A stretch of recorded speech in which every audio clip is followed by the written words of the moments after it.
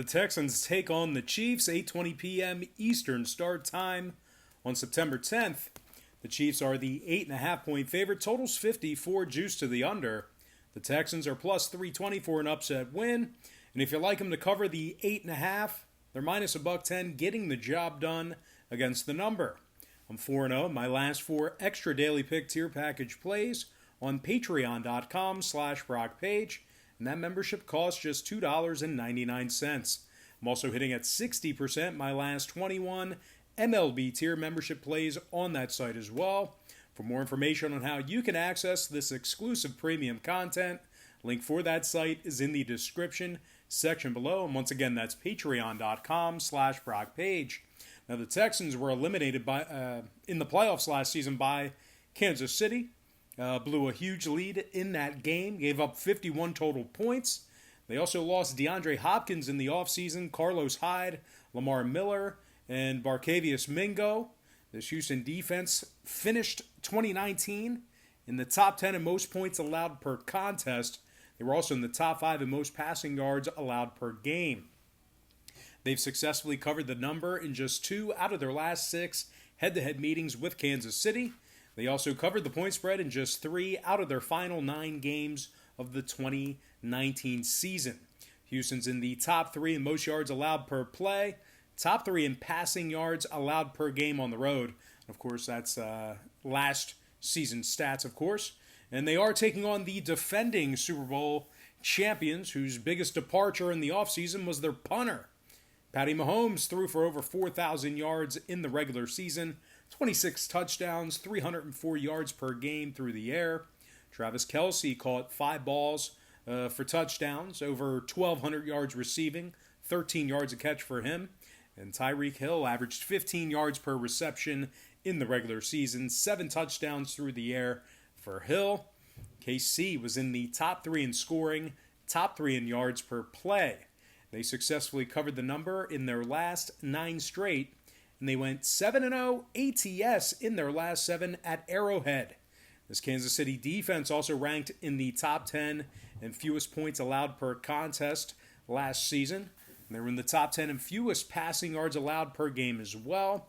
Chris Jones led the team in sacks with 9 of them, 9.5 tackles for loss, 4 pass deflections, and a fumble recovery. Anthony Hitchens led the club in tackles with 88 of them. He also had a forced fumble and 6 tackles for loss. And of course, the Honey Badger, Tyrann Mathieu, had 4 interceptions in the regular season, 12 PBUs, and 2 sacks. The Chiefs have successfully covered the number in their last 7 straight games against the AFC. Now, total-wise, 3 out of the Chiefs' final 4 contests of 2019 got over the number. 4 out of KC's last 6 head-to-head meetings with the Texans also got over the total as well. Meanwhile, Houston on the other side saw 4 out of their final 7 contests of last season get over the line themselves. So with all that said and done, let's make our first pick of the 2020 season. Give me the Kansas City Chiefs minus 8.5 in the over 54 in that contest. Before we go ahead and move on, just want to take another quick timeout and welcome you to the video. Excuse me there. Got some lines and personal leans out for NFL Week 1 of the 2020 season. Certainly going to look different. But before we dive into some more free content here, I just have to quickly remind you that we are currently 4-0 in our last 4 extra daily pick tier membership plays on patreon.com/BrockPage. Of course, it's September 3rd right now at the time I'm recording this. That membership costs just $2.99, incredible value. We're also hitting at 60% in our last 21 MLB tier membership plays on that site as well. If you want some more information on how you can join in on the action, a link for that site is in the description section below. And once again, that's patreon.com/BrockPage. And moving on, we're going to take a look at the Packers-Vikings 1 p.m. Eastern kickoff on September 13th. That's a Sunday. The Vikings are the 2.5-point favorite. Total's 46 flat. The Packers are plus $1.15 for an outright win. And if you like Green Bay catching the 2.5, they're plus $1 to cover the number. Now, the Packers lost Geronimo Allison, Jimmy Graham, Brian Bulaga, and Blake Martinez in the offseason. 2 of those guys actually staying within the division. The Packers were blasted by the 49ers in the NFC Championship, and they failed to cover the number in 2 out of their final 3 games of 2019. Green Bay was in the top 10 in most rushing yards allowed per game, top 10 in most yards allowed per play. They also averaged less than 22 points per contest on the road last season and finished in the bottom 3 in offensive yards per play away from home. Now they're taking on a Minnesota team who finished in the top 10 in rushing yards per game last season, and Kirk Cousins said if he dies, he dies, meaning himself, which was weird. But anyway, the Vikings covered the number in 4 out of their final 6 games and finished in the top 10 in fewest yards allowed per play. This Minnesota defense gave up less than 20 points per contest for the entire 2019 season.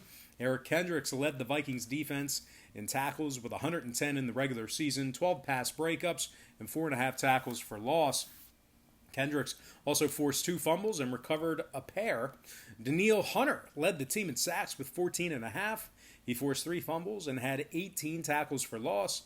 And safety Anthony Harris led the club in interceptions with 6 of them from that safety position, 11 pass breakups, and a pick 6. The Vikings also averaged nearly 25 points a game at home, and they finished in the top 10 in home rushing yards per contest. Dalvin Cook rushed for over 1,100 yards in the regular season, 13 touchdowns, 81 yards a game on average. He also caught 53 balls out of the backfield for a total of 519 yards. And if you're into historical trends, this Vikings club has successfully covered the number in 5 out of their last 6 season openers. Now, total-wise, 4 out of the Vikings' last 6 games stayed under the posted total. They also saw their last 5 straight games hosting the Packers stay under the line as well. Meanwhile, Green Bay on the other side, well, they saw their last 9 straight divisional games stay under the number themselves. 8 out of their last 10 head-to-head meetings with Minnesota also stayed under the line. So with all that said and done, give me the Minnesota Vikings minus 2.5 and the under 46 in that contest. Next matchup, Bears taking on the Lions. 1 p.m. Eastern kickoff at Ford Field. The Lions are the 3-point favorite at home. Total's 44 flat.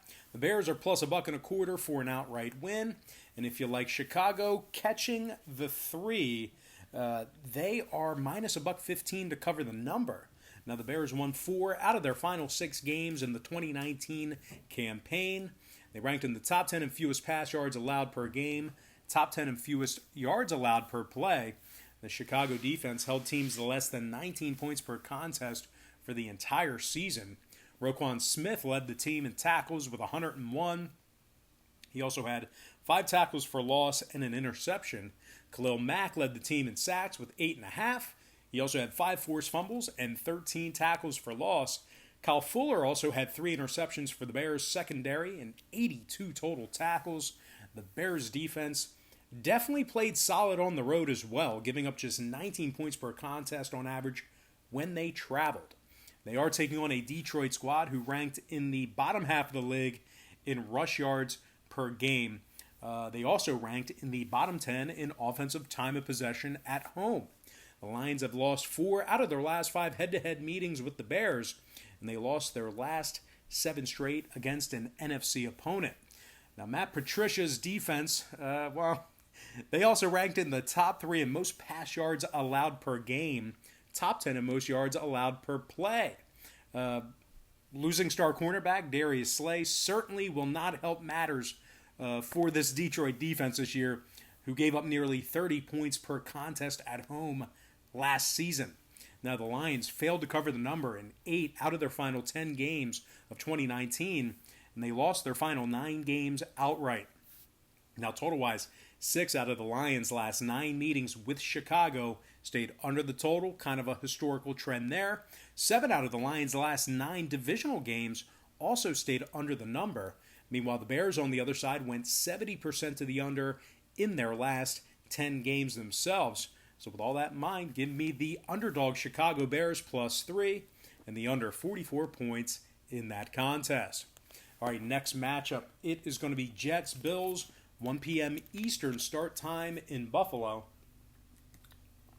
The Bills are the 6.5-point favorite. Total's 39 and a hook. The Jets are plus 250 for some money line cash. And if you like New York to cover the number, they're minus $110, catching the 6.5. The Jets lost Ty Montgomery, Robbie Anderson, Ryan Khalil, and Jamal Anderson in the offseason.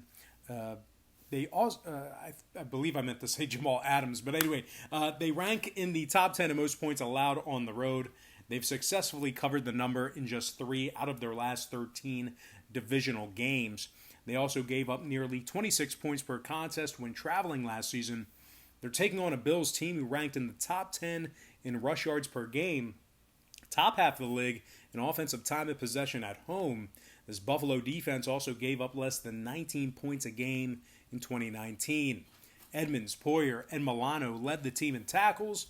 Oliver and Murphy also had 5 sacks apiece, and Tre'Davious White led the secondary with 6 interceptions along with 17 pass breakups. The Bills have won 8 out of their last 9 games when favored, and when it comes to the total in this one, 8 out of Buffalo's last 10 games stayed under the total. 5 out of their last 6 in-conference games also stayed under the number. Meanwhile, the Jets on the other side saw 5 out of their last 6 games stay under the line themselves. Give me the Bills minus 6.5 and the under 39 and a hook in that game. Did you hear that helicopter go right over the house? Yeah. Well, that was close. What was that? Must be another shooting in the neighborhood. Next game, Vegas Raiders taking on the Carolina Panthers. 1 p.m. Eastern kickoff in Charlotte. The Raiders are the 3-point favorite on the road here. Totals 47 and a hook. The Panthers are plus 120 for some money line cash. And if you like Carolina to cover the 3, they're minus $118 to get the job done against the spread. New coach, new era for this Carolina team. They ranked in the bottom half of the league in scoring last season, bottom 10 in yards per play. They lost, obviously, Cam Newton, Kyle Allen, Chris Hogan, Trey Turner, Dontari Poe, Luke Kuechly to retirement, Bruce Irvin, James Bradbury, and safety Eric Reed. They lost a really good core group of guys. Now, Matt Rule looks to ramp up this Carolina defense, who finished in the top 3 in most points allowed per game last season, top 5 in most rush yards allowed per game as well. The Panthers finished 2019 losing their final 8 straight games, giving up nearly 34 points per contest during that span. Now, the Panthers also covered just 20% of their games in their last 10 outings as well. They're taking on a Las Vegas squad. That's right, the Las Vegas Raiders, who's led by David Carr, who threw for over 4,000 yards last season, 21 touchdowns. The Raiders finished in the top 10 in pass yards per game, top 10 in yards per play on average. Tight end Darren Waller finished 2019 with over 1,100 yards receiving, 13 yards per reception, 71 yards per game. Williams and Renfro combined for 10 receiving touchdowns together, and Josh Jacobs ran for over 1,100 yards last season as well. The Raiders finished the season covering the number in their final 2 games, certainly capable of putting points on the board. Now, total-wise, 6 out of the Raiders' final 7 games of 2019 did in fact stay under the posted total. The Raiders also saw their last 5 straight road games stay under the line as well. Meanwhile, the Panthers averaged less than 20 points a game at home last season. New QB, new coach. The new coach is defensive-centric. Give me the Raiders minus 3 and the under 47.5 in that contest. Next matchup, Dolphins, Patriots, 1 p.m. Eastern start time in Foxborough. The Patriots are the 6-point favorite. Total's 42.5. The Dolphins are plus 225 for an upset win. And if you like Miami plus 6, they're catching even money right now to cover the point spread. Now, the Dolphins lost Talib and Charlton in the offseason. They also ranked in the bottom 3 in rush yards per game last season, bottom 5 in yards per play on average. The Dolphins have also lost 13 out of their last 15 on the road, if you're into historical trends. They've also lost 10 out of their last 11 in Foxborough. Pretty bad stat there, although not uncommon, as not a lot of people have won in Foxborough over the past couple of seasons. But anyway, the Friends are in the top 3 in most points allowed per game on average, top 3 in most yards per play. The Dolphins gave up 24 points or more in 6 out of their final 7 games. They also averaged less than 19 points a game on the road. Now, the Patriots on the other side, they ranked in the top 3 in fewest points allowed last season, top 3 in fewest yards allowed through the air. Jamie Collins had 81 tackles in the regular season, 7 sacks, 14 tackles for loss, and 3 interceptions.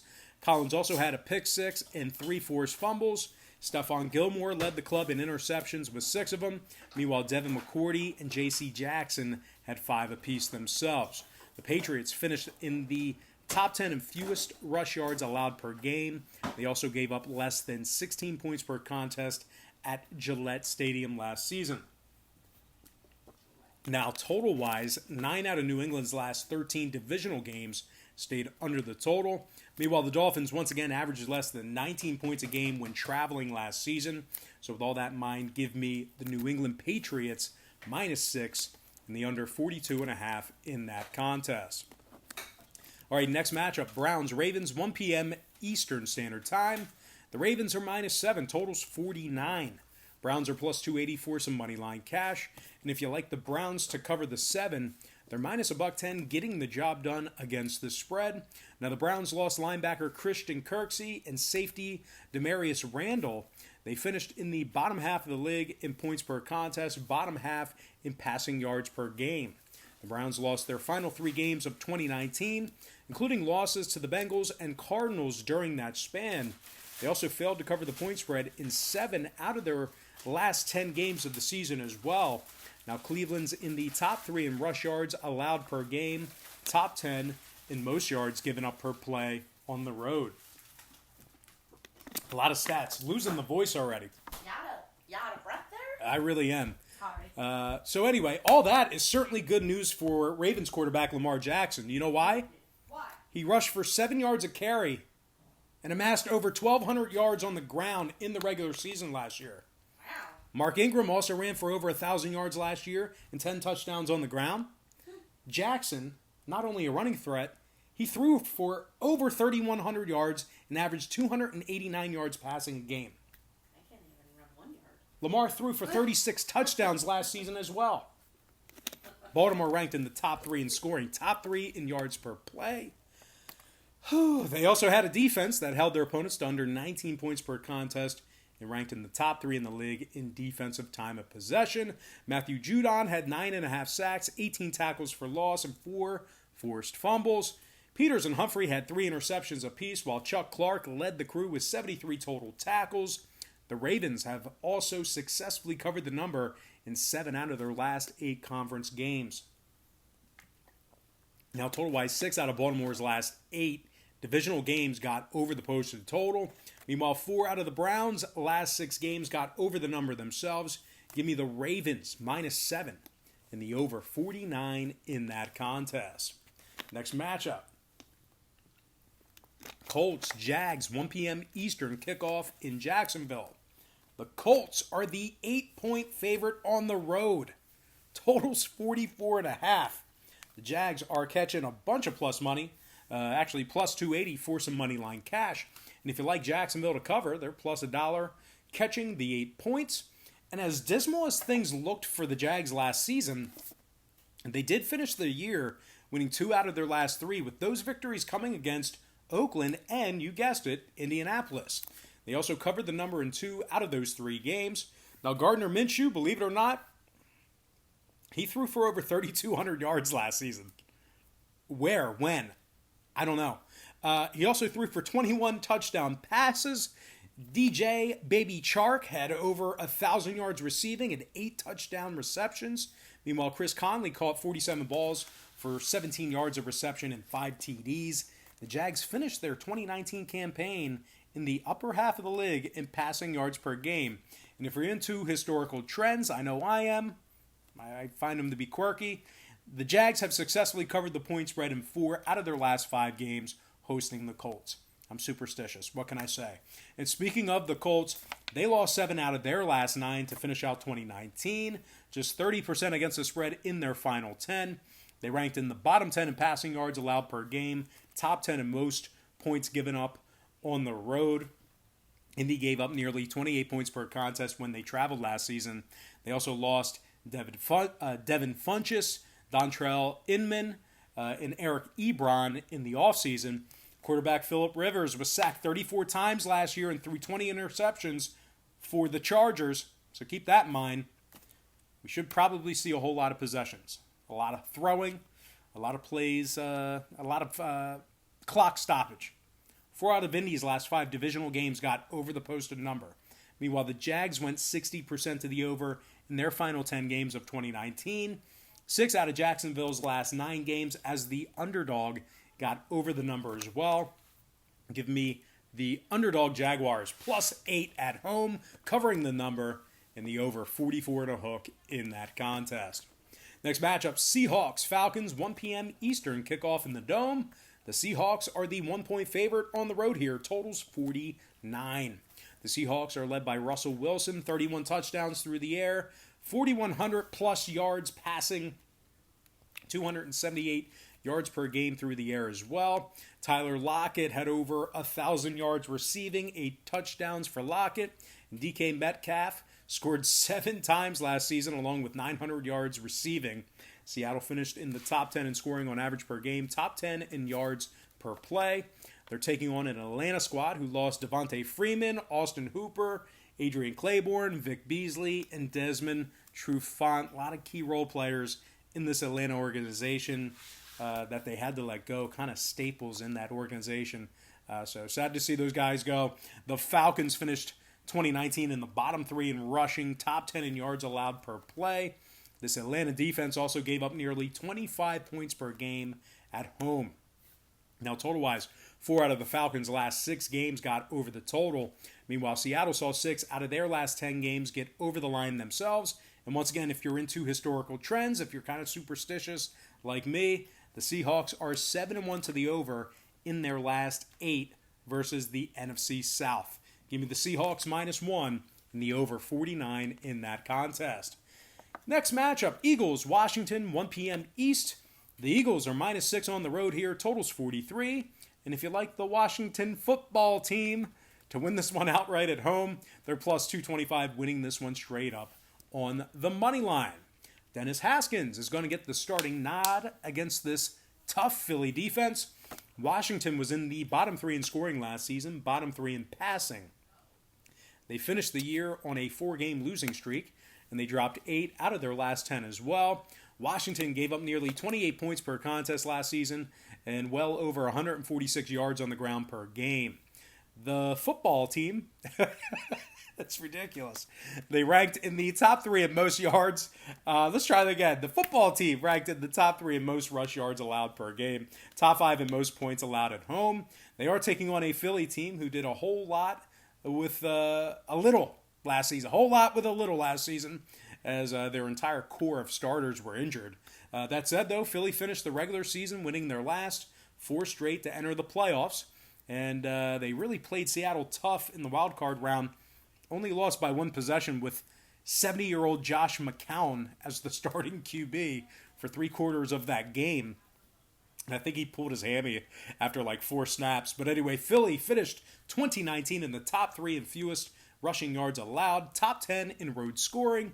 Carson Wentz threw for over 4,000 yards and 27 touchdowns. He only threw 7 interceptions last season as well. Miles Sanders kind of carried much of the load rushing-wise, averaging nearly 5 yards a carry and rushing for over 800 yards on the year. Zach Ertz led the receiving corps with 6 touchdowns receptions. Dallas Goedert with 5. The Eagles have successfully covered the number in 5 out of their last 6 against Washington. And when it comes to the number in this one, 6 out of Philly's last 9 games stayed under the posted total. Meanwhile, 5 out of the Skins' last 10 stayed under the number themselves. They actually averaged less than 17 points per contest at home. Give me the Philadelphia Eagles -6 and the under 43 in that game. Losing voice, guys. Hang with me. All right, next matchup. Chargers-Bengals, 4:05 p.m. Eastern kickoff at Paul Brown Stadium. The Chargers are the 3-point favorite on the road here. Total is 44. The Bengals are +150 for an outright win. And if you like Cincy to cover, they're -110 catching the 3. Rookie Joe Burrow gets the starting nod for the Bengals this week in Week 1. He's looking to turn around a Bengals offense that, they ended up in the bottom 3 in points scored and in the bottom 10 in rush yards per game. Now, the Bengals lost their star tight end, Tyler Eifert, along with Darquise Dennard and Dre Kirkpatrick in the offseason. Man, these glasses are real smudgy. Since he finished 2019 in the top 3 in most rush yards allowed per game and in the top 3 in most yards allowed per play. They lost 8 out of their last 10 to finish the season, and they covered the point spread in just 30% of those contests. They're taking on a Chargers team who ranked in the top 5 in the league in passing yards allowed per game. They gave up just 19 points per contest on the road in 2019, and they ranked in the top 10 in defensive time of possession away from home. Joey Bosa sacked the quarterback 11.5 times last season and had 20 tackles for loss. Drew Tranquill had 75 tackles in 2019 and 4 tackles for loss. Rayshawn Jenkins picked off the quarterback a couple of times last season and had 54 total tackles. I can't read my own handwriting. The Chargers held their opponents to just 12 points per contest in their last 3 victories. Now, total-wise, 4 out of the Chargers' last 5 games versus the AFC North stayed under the total. Both offenses last season pretty, putrid with actual veteran QBs. This might not look too good for Tyrod or Burrow. Give me the Chargers -3 and the under 44 in that contest. Next game, Bucks Saints, 4:25 p.m. Eastern kickoff. The Saints are the 3-point favorite. Total's 49 and a hook. The Buccaneers are plus $1.50 for some money line cash. And if you like Tampa Bay, plus the 3.5, they're minus $1.10 to cover the number. Tom Brady's making his Tampa Bay debut in week 1 here. He had a 52.5 QBR last season. He was sacked 27 times. The Bucks gave up nearly 29 points per contest last year and finished in the top 5 in most points allowed per game. They also ranked in the top 3 in most pass yards allowed per game as well. This Tampa defense gave up 22 points or more in 8 out of their final 10 games of the 2019 season. The Bucs D also ranked in the top 3 in pass yards allowed per game away from home as well. Very consistent in their inability to defend the pass. Now, they were also very consistent in their inability to cover the number as well. They were just 30% against the spread in their final 10 games of the 2019 season as well. They're taking on a New Orleans team who finished in the top 5 in scoring, top 10 in yards per play last year. Drew Brees threw for nearly 271 yards a game on average.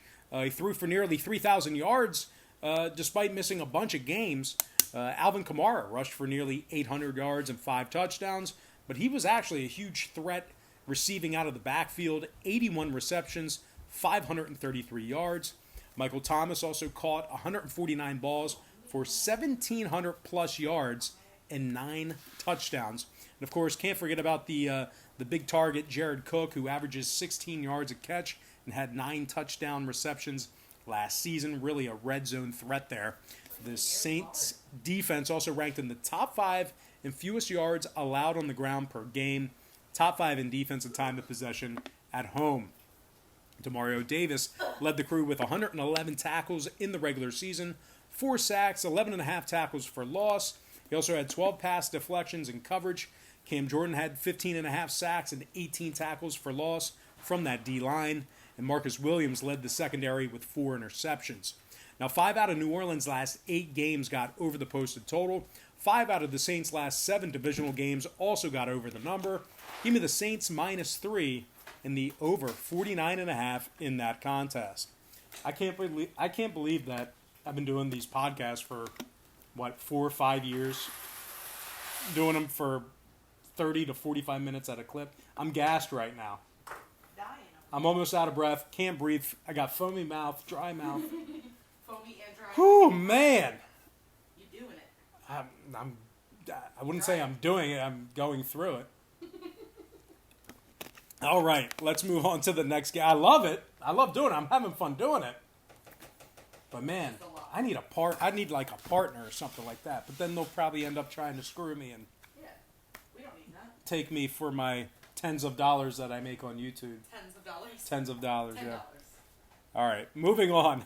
We're going to take a look at the Cardinals 49ers, 4:25 p.m. Eastern kickoff.